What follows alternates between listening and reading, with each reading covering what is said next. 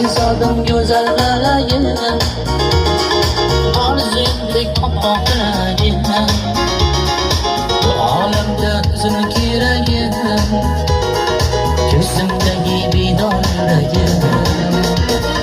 Perizodim güzel meleğim, arzumdek oppoq tilagim, bu olamda o'zini keragim, ko'zimdagi bidor yuragim.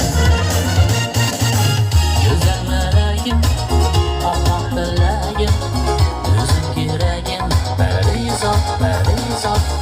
Güzel meleğim, oppoq tilagim, o'zim keragim, Perizod, Perizod.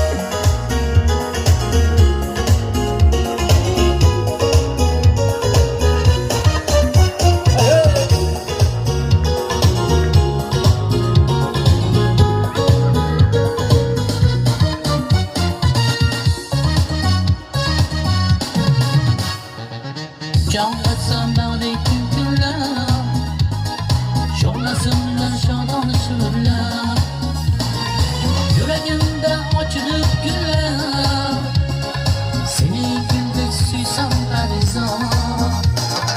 Alam alam bağışlar çıray, yulduzlarga vurup yerga toy, samalarda sayr eylesa ay, seni aydek suysam Perizod.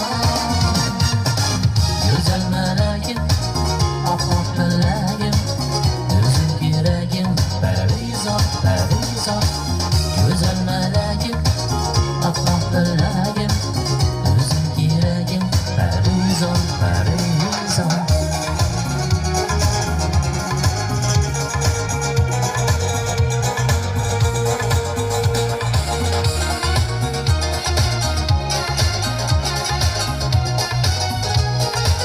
Rahmat, sağ olun, hovuzlarımızı, marhamat, mahallemizi fakirlerden, sağ olun, rahmat. Sağ olun.